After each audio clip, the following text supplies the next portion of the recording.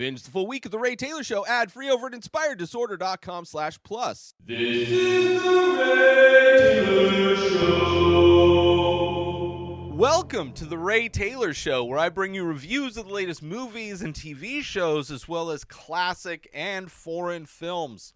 I'm your host, Ray Taylor, and on this podcast, I'll be talking about all things film and television. Whether you're looking for a new show to binge or want to know if that blockbuster is worth the trip to the theater, or just want to hear my thoughts on a classic or foreign film, I've got you covered. So join me every Monday, Wednesday, and Friday for new episodes, and let's dive into the world of film and television together. On today's episode, I am talking about the 1979 classic, The Fearless Hyena. This is written and directed by Jackie Chan, co-written by Wee Lo, also starring Jackie Chan. In this movie, a young man whose sickly grandfather has taught him a secret form of kung fu starts to make a living off his unique fighting style, only to attract the attention of his grandfather's mortal enemy. Despite the kind of generic kung fu structure of this movie, I did enjoy seeing Jackie blend his comedy and fighting style in this one. It's definitely not as goofball and annoying as Half a Loaf of Kung Fu was, but not as an imaginative necessarily as spiritual Kung Fu was, which in September, I was reviewing a lot of early Jackie Chan films as well as Michelle Yeoh. So in November, I felt, why not go back and watch some more early Jackie Chan movies? So next week, I will be reviewing the Hyenas, the Fearless Hyenas 2, Fearless Hyena 2, the sequel to this movie. So, it has the typical kung fu format, which, it's an interesting format. But, of course, we have, I think this is Jackie Chan's directorial debut, which I appreciate. It's, interesting to see how he started doing a very typical type of kung fu movie, but with his signature comedy kung fu. And in a way that's not annoying, like Half a Loaf of Kung Fu was. So, still had some great fights in it. But the story overall felt a bit, it felt like two stories really stitched together.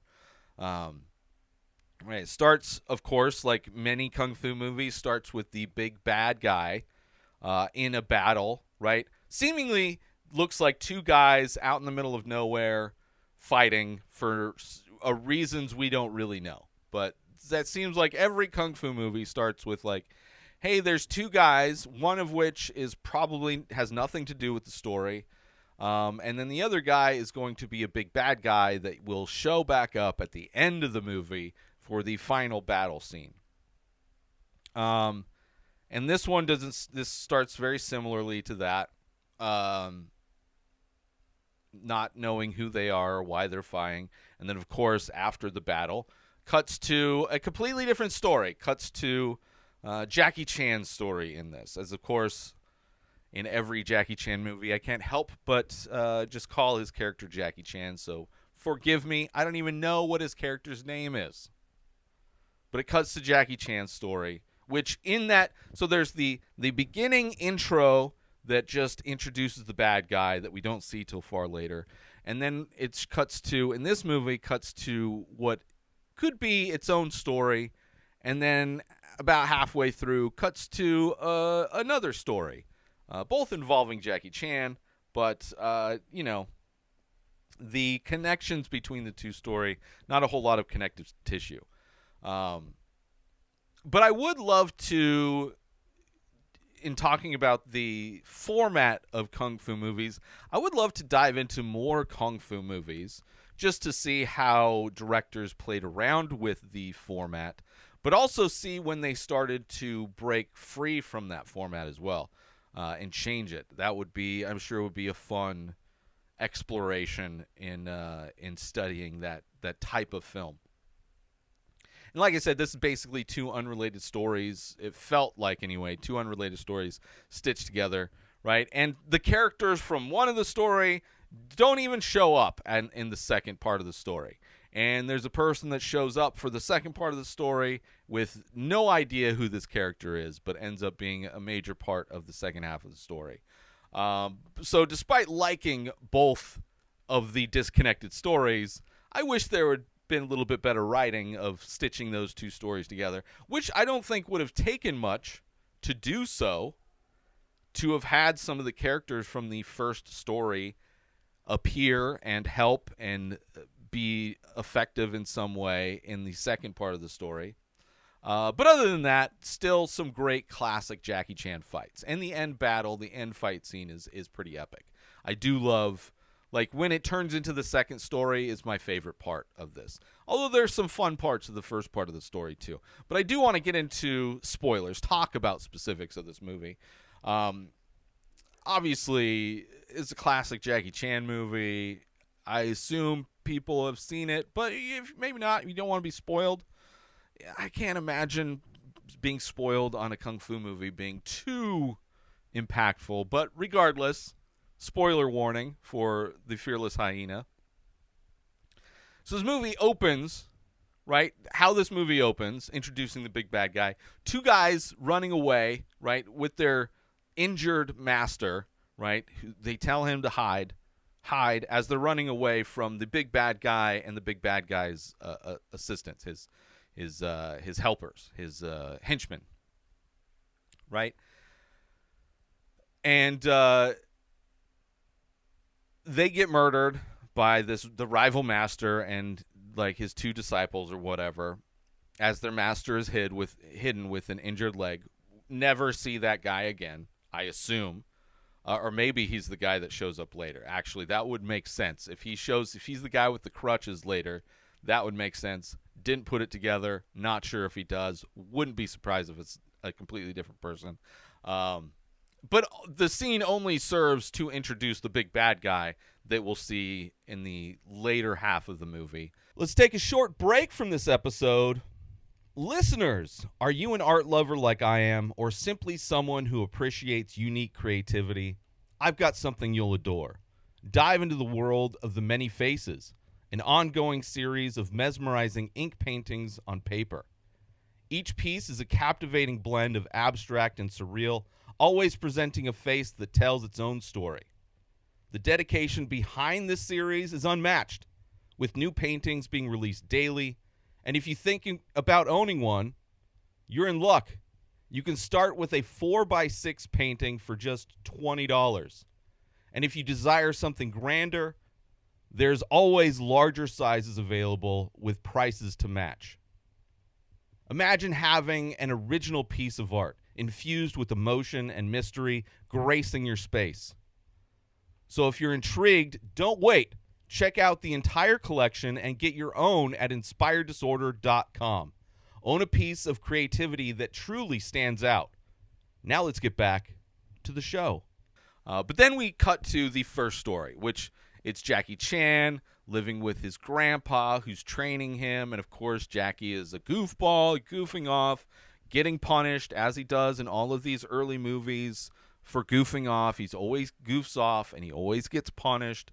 And a lot of the punishments involve him standing in a weird stance with bowls balancing in certain places that are filled with hot water or tea. And this one's no different. He gets punished by having to hold a bowl of tea between his legs while he's doing a handstand. That's how he's being punished in this one. And then later, when they're in town, his grandpa sells dolls. I believe the dolls are of his friends, so other masters that he has been friends with. He's not willing to sell one of them. Meanwhile, Jackie goes and does some gambling and kind of outsmarts these guys running a gambling scam, which leads to some fun fights as Jackie tries to go home, and the scammers, the grifters, catch up to him. Right, and Jackie ends up fighting them, and of course, has a great mix of comedy and fighting. It started off a bit like Three Stooges-esque, but thankfully, it doesn't continue with that, which was a big part of why I didn't like Half a Loaf of Kung Fu had a lot more. It was way heavier into the kind of slapstick Three Stooges type of fighting. But with these three knuckleheads versus Jackie Chan, he kind of schools them, but ends up being a good fight, funny fight, a little over the top. Then it goes to him fighting with his grandpa, training with the sticks, the bow staffs. Then you have the grifters end up tracking Jackie down and asking him to be their leader, right? They want to follow him. They want him to teach them.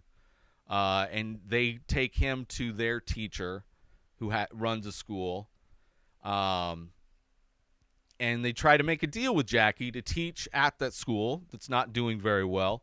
And Jackie doesn't want to do it because he doesn't want his grandpa to find out that he's using his style to make money for this other family. But they need money. His grandpa's not well, so he's trying to make money. So he makes a deal to do that.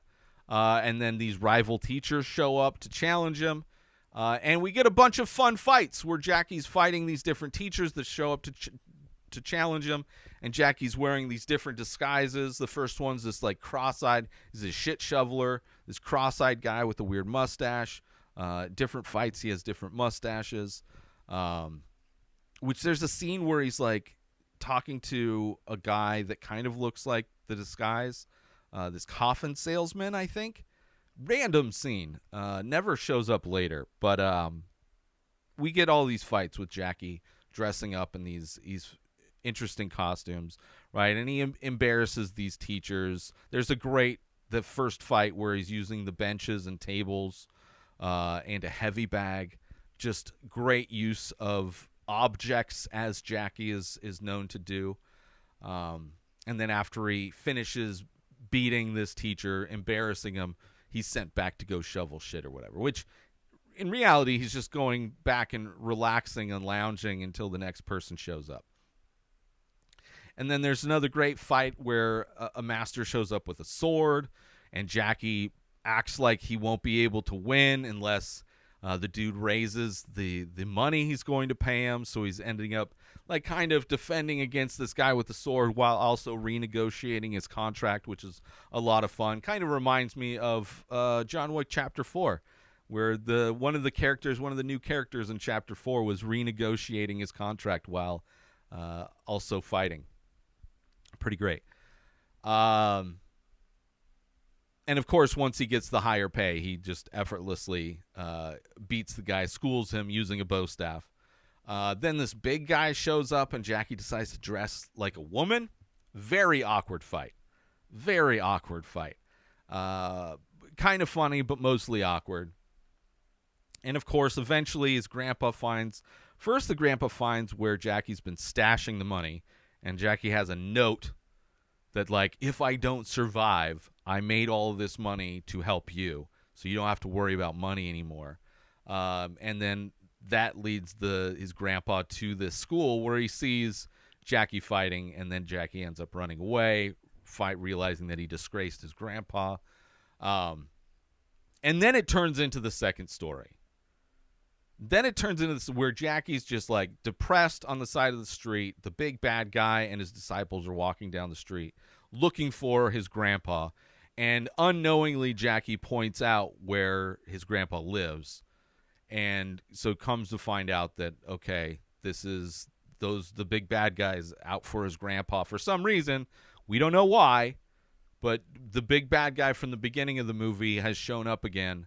And now we are into another movie. So now all of the people from the first part of the movie, from the school, the Three Stooges guys, they don't show up anymore. They're done. We don't ever see them again. Now this is a story where Jackie's grandpa is going to be killed by the big bad guy. And then the rest of the movie is Jackie training to get revenge against this, to avenge his grandpa's death and to defeat this bad guy, right? Which is great. I love a revenge movie. I love a great training montage. I love great fight scenes. There's a lot of, emotion in this second story. but it's so clearly has nothing to do with the first part of the story. And we never see those characters again from the first part of the story, which if there was a little bit different writing, these people would have been there helping Jackie to try and make things right. Like there would have been plenty of opportunity for the characters from the first part of the story to come into the second part of the story. But of course, so kills the grandpa. There's a great shot, this slow motion shot of Jackie running towards his dead grandpa, crying. Just kind of a great camera angle, great shot. And this is where a random guy shows up and has kept Jackie from helping, kept Jackie from fighting, joining in the fight that his grandpa lost, because he knew that this guy, him jumping in, he would have just killed him too. Like this bad guy is so good. He's not trained enough to defeat this bad guy. He doesn't have the right game plan to defeat this guy. Right? So he's kind of keeping him, but this guy shows up from nowhere. And I doubt it's the same guy from the first. I doubt it's the guy that had an injured leg and his disciples told him to hide. But it would make sense. It would make way more sense if it was, but I can't imagine it was. But regardless, guy seemingly shows up out of nowhere. This guy with the crutches, the guy that the doll was based on, that the grandpa didn't want to sell the doll, like the 8-legged guy or whatever. I don't remember what his name was. And their training starts with a quote unquote food fight. Not throwing food at each other, but it's basically this guy using his chopsticks to keep Jackie from eating some of the food that is available for him to eat, right? And it's a great little trying to get the food and the back and forth nature of it. Amazing, so good. Chopsticks versus chopsticks, a great little moment. Then you have the montage of Jackie training, right? Working out mixed with lessons, of course, which is always great. In town, they go into town to get stuff, to get supplies, whatever, and Jackie sees the big bad guy and tries to attack him, but of course can't do anything, right? Because his training isn't complete yet.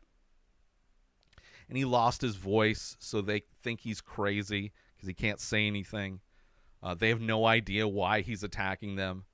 But Jackie just doesn't stop. He's just relentless until the guy with the crutch shows up and stops Jackie from attacking, trying to make excuse like, sorry, he doesn't know what's going on, whatever. But stops him from fighting him and ends up fighting Jackie to keep him from fighting this other guy because he knows he's not ready yet. Let's take a short break from this episode. Listeners, let me paint you a picture. Imagine owning a piece of art that's not only visually striking, but also exclusive. Dive deep into The Many Faces, a series that's now available as high-quality, limited edition prints. Each piece captures the essence of abstract and surreal beauty, making it a perfect conversation starter for your space. What makes these prints even more special, they're all hand-signed and numbered by the artist, me, Ray Taylor, adding that personal touch of authenticity. And the best part, you don't need to break the bank to own one. Starting at just $5 for a 4x6 print, the sizes and prices scale up, giving you options to suit your space and your budget. Art collectors, enthusiasts, or anyone who loves unique pieces, this is your chance. Elevate your walls and own a piece of limited edition artistry. Head over to inspireddisorder.com and secure your exclusive print today. Now let's get back to the show. And then as they leave, the bad guy recognizes the dude with the crutches. It's like, oh, he's one of his friends. So it's like, okay, they've been found out. And now the guy with the crutch starts to train Jackie, give him a game plan, which I love this game plan, right? The whole idea is to play on all of the different emotions to confuse this bad guy. And in that, we see all of the different kinds of flavors of comedy kung fu that Jackie Chan can do. Not just, it's in some ways similar to the Drunken Master, except for in this one, it's like you have happiness, sadness, joy, anger, like tapping into all those different emotions and seeing how the fight style mimics those emotions, and all those are intended to confuse this bad guy. So I love the game plan aspect of it. I think that was a brilliant aspect of this movie.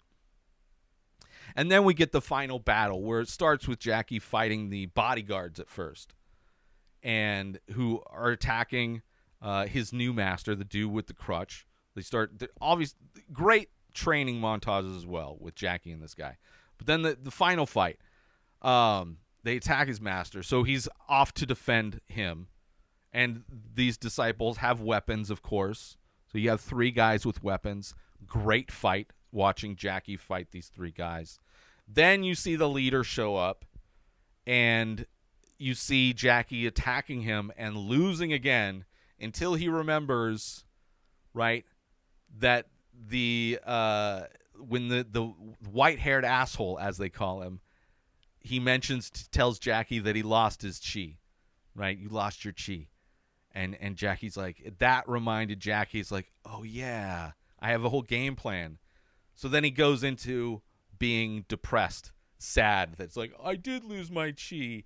But like the way he fights, it's so similar to like the drunken boxing, where it's like the body movements of being drunk, but in a kung fu style. Now you're seeing the body movements of somebody who is depressed and sad, but in a kung fu style, and just it's amazing.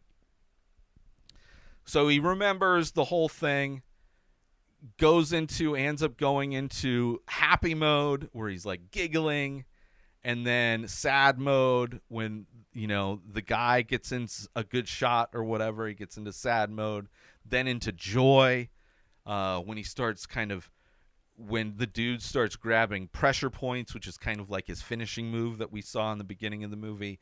And when he's grabbing these pressure points, Jackie's doing joy, where he's like giggling and laughing, like the dude's tickling him. And eventually gets to anger. And when Jackie transforms, it's similar to Legend of the Drunken Master 2. There's a moment in that one when he's fighting the guys in the steel factory, and Jackie gets angry and like rages out on these guys. It is like a holy shit moment. And the exact same type of moment in this, when Jackie turns into the angry emotion. It is badass, right? And it happens after this dude, like he's grabbing these pressure points, and Jackie's just laughing it off and doing his like tightening the muscles so he can't get a grip. And then he's trying to attack Jackie's neck and throat and not doing it. And this is where Jackie completely changes momentum, goes into the angry thing, and just like you see him flexing all angry. It is just like the other dude realizes that nothing he's doing is working, and the momentum has completely shifted into Jackie Chan's position. Like the momentum shift in that moment is so palpable, and ends with like great end fight. Ends with the dude in a handstand, basically, and Jackie doing like these 2 downward elbows to his crotch. It is just, it is brutal. It's a brutal like finishing move.